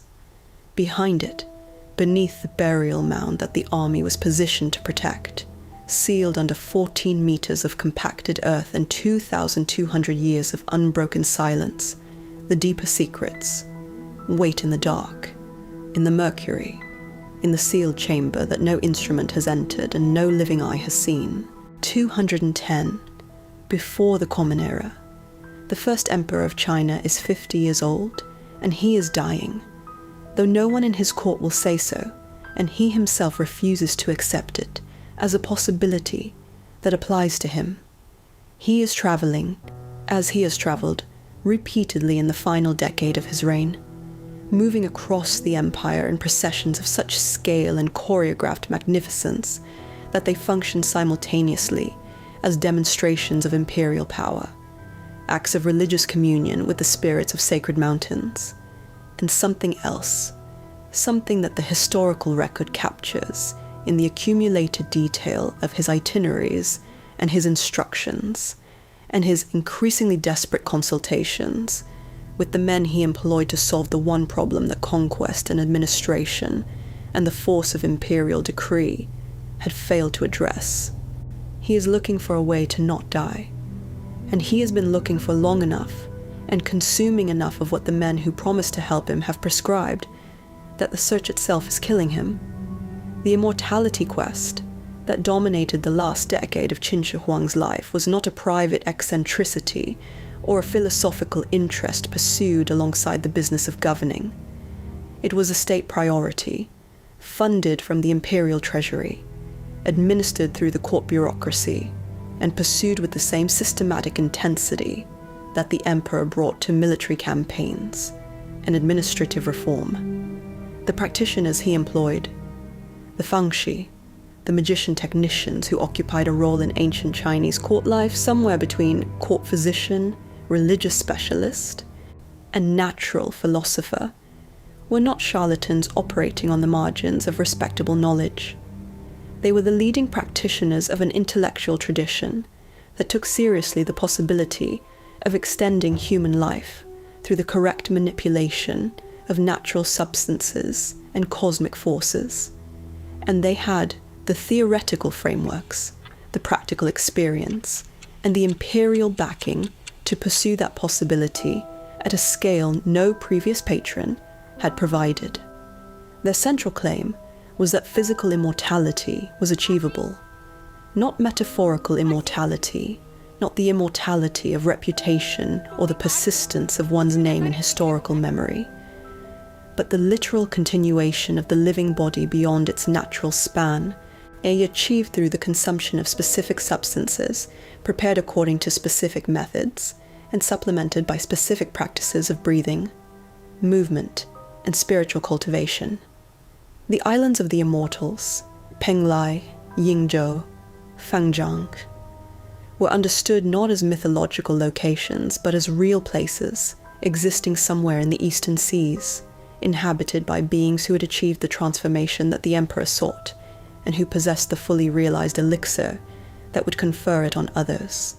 The expedition that Qin Shi Huang dispatched under the direction of the Fangshi Shufu, ships, provisions, crew, and several thousand young men and women selected for the journey, was not a gesture or a performance.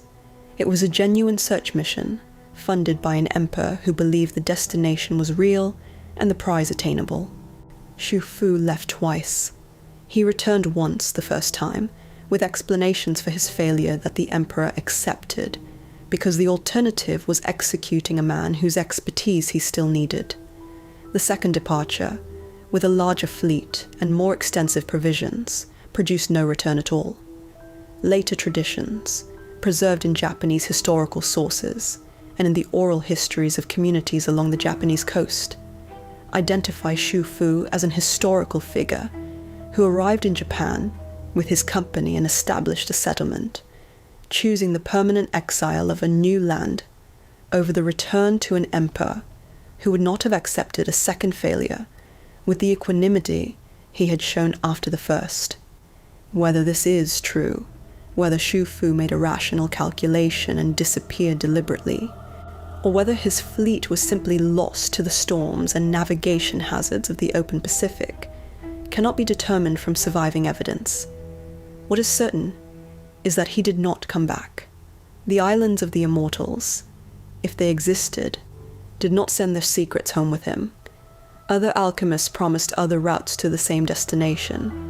The preparations they developed and administered drew on the same materials that the tomb's Mercury rivers embodied: cinnabar, refined mercury, the substances that Taoist alchemical theory placed at the center of the transformation between mortal and immortal existence. The emperor consumed these preparations regularly, his consumption documented in the records that survived the dynasty's collapse and preserved in the accounts of Han Dynasty historians who inherited the Qin archives. Along with the empire, those archives had administered pills of cinnabar, solutions of refined mercury in various carrier substances, amalgams of mercury combined with gold and jade and other materials whose incorruptibility was understood to transfer, through ingestion, to the body that received them. Modern toxicology is unambiguous about what these preparations did to the body that received them. Mercury poisoning, in its chronic form, produces a progression of symptoms that begins with subtle neurological effects: tremor, mild cognitive changes, increased emotional instability, and advances, with continued exposure through more severe neurological deterioration. A personality change of a kind that observers who knew the individual before the poisoning would recognize as a transformation rather than an intensification of existing character, and eventually to the physical deterioration that preceded death. The symptoms that ancient sources describe in Qin Shi Huang during his final years, the extreme paranoia that had always been present in his character now amplified beyond the bounds of political rationality, the rages that advisors navigated with increasing difficulty, the erratic judgments that began to undermine the administrative coherence he had spent his reign constructing, the physical decline visible enough that court records reflect the anxiety of the officials watching a man they depended on becoming someone they no longer entirely recognized, are consistent with a precision that requires no interpretive stretching, with the clinical picture of chronic heavy metal poisoning advancing toward its terminal phase.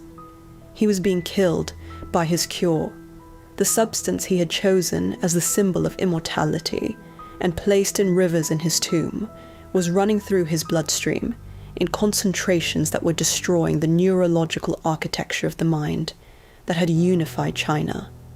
The most powerful man in the ancient world was being undone by the thing he trusted most to save him: the burning of books and the burial of scholars.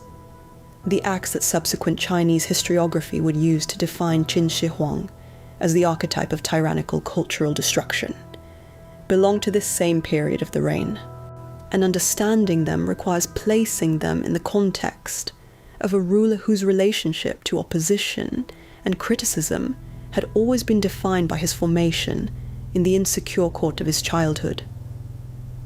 In 213 before the Common Era, the emperor issued the decree that became known to history as the burning of books, the destruction of texts outside the approved Qin canons, exempting agricultural manuals, medical texts, and divination works, but requiring the surrender and burning of philosophical works, poetry, and the historical records of the conquered kingdoms.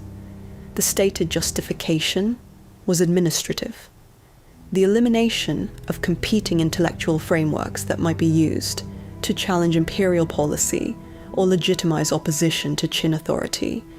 The practical effect was the deliberate destruction of a significant portion of the literary and philosophical heritage of pre-unification China, a cultural loss whose full extent cannot be measured because what was destroyed cannot be inventoried.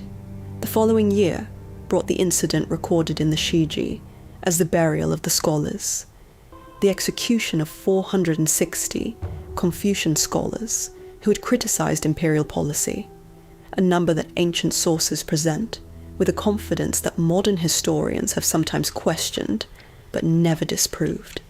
The scholars were critics. They had said so publicly, in a court where criticism of the emperor was not a protected form of discourse, but a form of opposition that the emperor's particular psychology experienced as a personal threat, rather than a political disagreement. His response: systematic, total, leaving no room for the mercy that a more secure ruler might have extended as a demonstration of magnanimity, was consistent with everything his formation had made him. He did not distinguish between the criticism and the critic.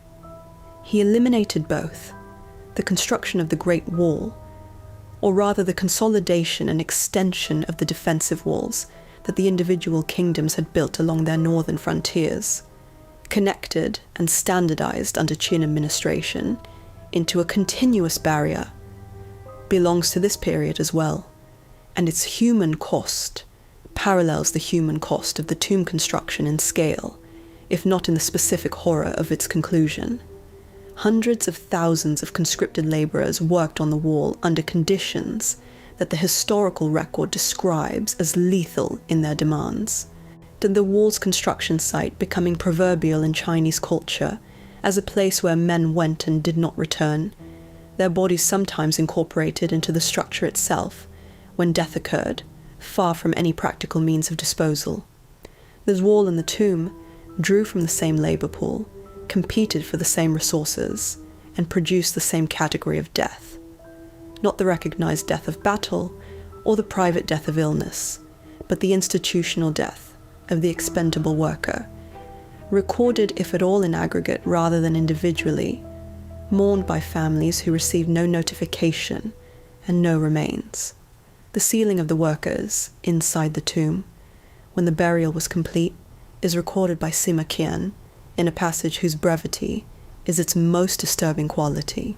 He states, with the matter-of-fact compression of a historian noting an administrative decision rather than a human catastrophe, that after the funeral ceremonies were concluded and the burial goods were in place, the inner gates were shut, trapping the workers who had performed the final placement inside. The outer gates were then closed over them. The mound was raised above the sealed complex. The workers, those who had carried the last objects into the deepest chambers, who had calibrated the Mercury channels, who had set the automatic crossbow mechanisms that would kill any future intruder, who knew better than any living person what the interior of the Emperor's eternal residence contained and how it was arranged, were sealed inside it with the knowledge that made them dangerous. They were not soldiers. They were not enemies. They were craftsmen and labourers who had given years of their lives to building something whose scale and ambition had no precedent, and their reward for the final intimacy of knowing its innermost contents was to become part of those contents. They did not leave. The doors closed and did not open again, and whatever they experienced in the sealed dark of the tomb complex, how long the air held, how long the lamps burned, what they said to each other in the hours or days before the end, is not recorded anywhere, because there was no one left to record it, and no one outside who was meant to know. The concubines present a related category of sacrifice, whose documentation is less precise, but whose existence is consistently reported across multiple ancient sources. The women of the imperial household who had not borne the emperor children, the concubines whose lives had been organized entirely around his court, whose status and survival were extensions of his existence rather than independent facts, were, according to those sources, interred with him. The scale is debated, the precise numbers varying between sources in ways that suggest the specific figure was either unknown to later historians or considered less important than the fact itself. What the sources agree on is the principle: the emperor's household did not dissolve at his death. It accompanied him. The women, who had served the living emperor, were required to serve the dead one, their deaths not understood by those who ordered them as cruelty, but as the correct extension of a social logic that had organized their entire lives around a single man's existence, and saw no reason why that organization should be interrupted by his death. The death itself came in the summer of 210, before the Common Era, during the 5th inspection tour of the empire, at the palace of Shakyu, in what is now Hebei province. The circumstances surrounding it concentrated the most consequential political intrigue of the era into a period of days.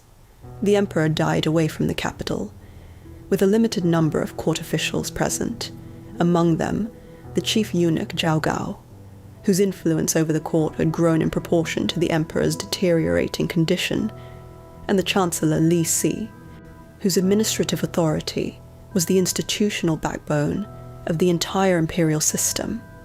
These two men, understanding immediately the political consequences of the emperor's death and the uncertainty of what would follow it, made a decision that would determine the fate of the dynasty. They concealed the death.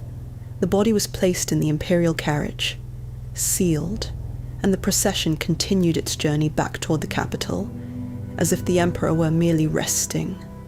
Officials who approached the carriage with administrative reports received responses, written by Zhao Gao in the emperor's name, on imperial documents with imperial seals, that maintained the fiction of a living ruler making decisions from his traveling quarters.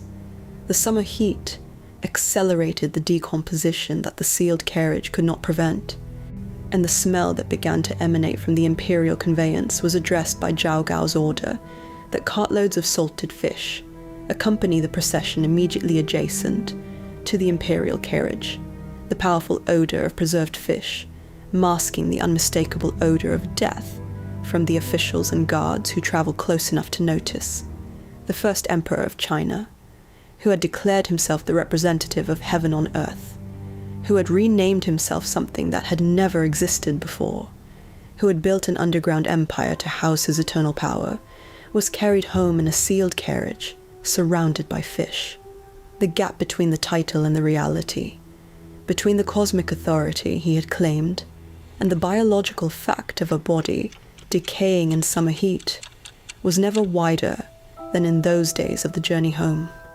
And no one who was present and aware of it could say so. The succession conspiracy that Zhao Gao and Li Si executed during those same days determined what followed. Qin Shi Huang's had not formalized the succession in documents that survived his death, though his intentions had been understood by the court to favor his eldest son, Fusu, then serving on the northern frontier under the general Meng Tian. Fusu was principled and capable, the kind of heir who might have consolidated the empire his father had built. But he had also publicly disagreed with his father's harsher policies, and that disagreement had been sufficient to send him to the frontier, away from the center of power. Zhao Gao had reason to fear Fusu's succession. Fusu's values and Fusu's allies were not Zhao Gao's, and a Fusu emperorship would likely end Zhao Gao's influence entirely. The solution Zhao Gao proposed to Li Si was direct. They would forge the imperial succession decree, naming instead the younger Prince Huhai, pliable, inexperienced, susceptible to management, as the second emperor. And they would send Fusu a forged letter in his father's name, ordering him to commit suicide. Fusu received the letter. He read the order that he believed came from his father, and he complied, because compliance with the imperial will was not merely a political obligation, but a moral one, and because the possibility that the letter was forged, that the men surrounding his father had orchestrated this specific deception, was apparently not a possibility he could bring himself to act on without confirmation he could not obtain. He died on a forged letter. The most capable successor the empire had produced ended his own life because the system of the imperial authority he believed in had been turned against him by men who understood that his virtue made him easier to destroy than his ambition would have. Huhai became the second emperor, and what followed was the accelerated dissolution of everything his father had built, manipulated entirely by Zhao Gao, executing ministers and generals who offered counsel that Zhao Gao identified as threatening, maintaining and intensifying the forced labor and punitive taxation that were already generating the resentment that would become rebellion. The second emperor governed as the instrument of a single advisor's self-preservation, rather than as the administrator of an empire. The Dezexiang uprising of 209 before the Common Era, conscripted laborers under Chen Sheng and Wu Guang, delayed by flooding and facing execution under Qin law for the lateness that the flooding had caused, making the calculation that certain death for tardiness was no worse than possible death for rebellion, was the first fire in what became a general conflagration. Rebellion spread through the conquered kingdoms with the speed of resentments that had been suppressed rather than resolved. Li Si was arrested by Zhao Gao and executed. The second emperor was assassinated by Zhao Gao's agents when his continued existence became inconvenient. A brief third emperor lasted weeks, and in 206, before the Common Era, 15 years after the unification that was meant to last 10,000 generations, then the Qin dynasty ceased to exist. The empire he had built above the ground lasted 15 years. The underground empire he had built to last forever sat sealed beneath the burial mound, its Mercury rivers flowing in the dark, its clay army facing east, its automatic crossbows set and waiting, its contents undisturbed by the wars and the burning and the political catastrophe occurring above it. The dynasty fell, the capital burned. The soldiers who had conquered 6 kingdoms were dead or dispersed. The administrative system that had standardized a continent was dismantled by the successor states that carved the empire into pieces. Everything Qin Shi Huang had built above the surface of the earth was gone within a generation. Below it, in the sealed dark, surrounded by the Mercury that had also run through his blood in his final years, the first emperor remained, perfectly preserved in ambition, utterly abandoned by history, waiting as the tomb had always been designed to wait, for something that has not yet come. The hill is still there. It has always been there, rising from the Shanxi plain with the patience of something that has learned, across 2,200 years of dynasties and invasions and revolutions, and the accumulated turbulence of an entire civilization's history, that time moves differently for the buried than for the living. Farmers tend fields around its base. Tourists photograph its grass-covered slopes. Scientists walk its surface with instruments that spike and hold and spike again, reading in the soil the chemical signature of what lies beneath, confirming with modern technology what a Han Dynasty historian recorded from memory and tradition. More than 2,000 years ago, the Mercury is still there. It has not dissipated. It has not neutralized.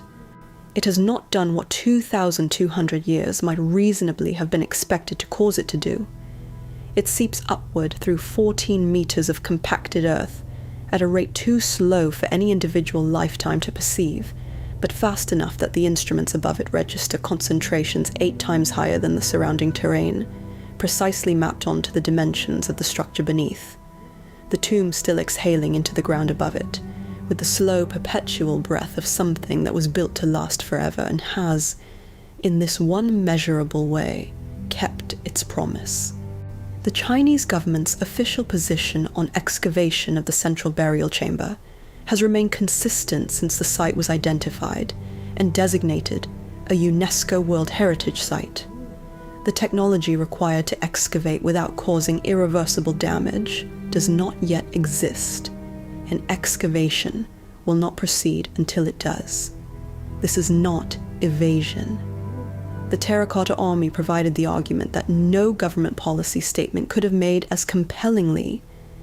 When Pit 1 was opened in 1974, the painted surfaces that had survived 2,200 years of sealed preservation began to deteriorate within minutes of exposure to modern atmosphere.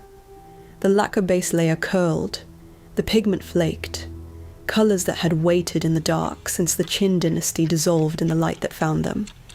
That loss is permanent.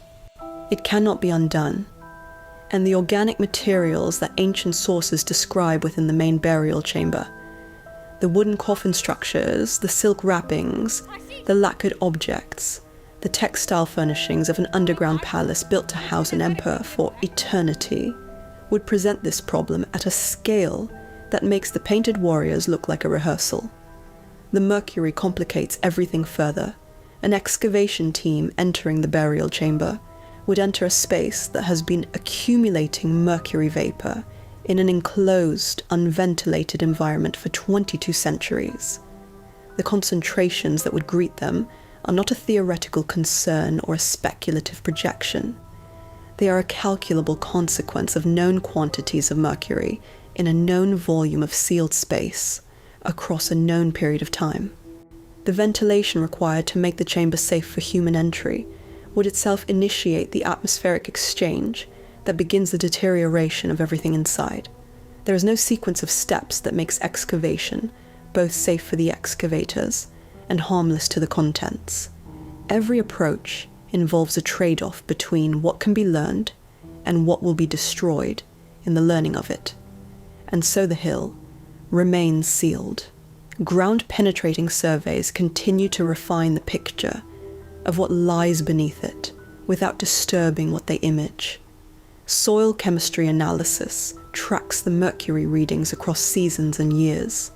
the data accumulating in research archives, while the tomb accumulates nothing, changes nothing, waits with the indifference of the inanimate for whatever decision the living eventually make about it.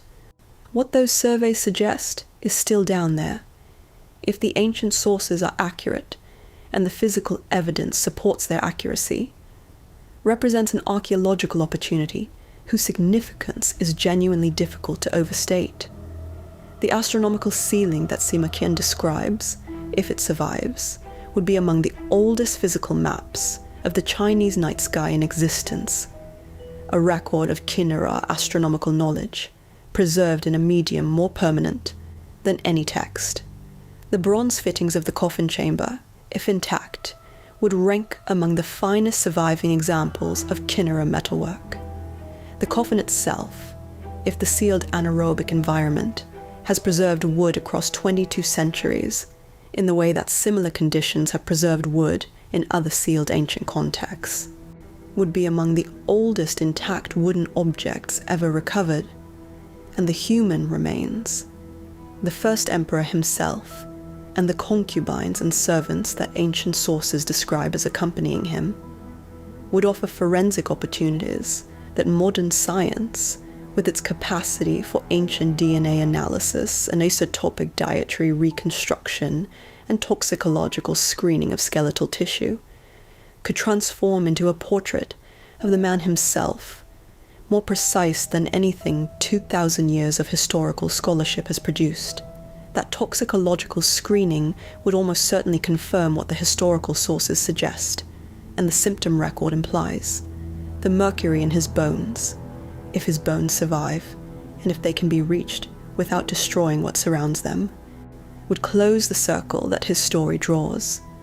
The man who sought immortality through mercury, who built a mercury sea in his tomb, who consumed mercury preparations until they killed him, lying in the center of the mercury that outlasted everything else he built, his own tissues, perhaps still carrying the chemical signature of the cure that became his cause of death. He wanted to be remembered forever. He wanted to rule for 10,000 generations. He wanted the dynasty he named after himself to persist until the vocabulary of political succession ran out of numbers to assign his successors. None of that happened. The dynasty lasted 15 years. The empire dissolved within a generation. The standardized script he imposed and the administrative frameworks he established persisted and influenced. But the Qin dynasty itself, the 10,000 generation project, ended before it could produce a third emperor who died of natural causes. And yet, here we are, 2,200 years later, and his name is known on every continent. The country he unified still bears in many languages a version of the name Qin.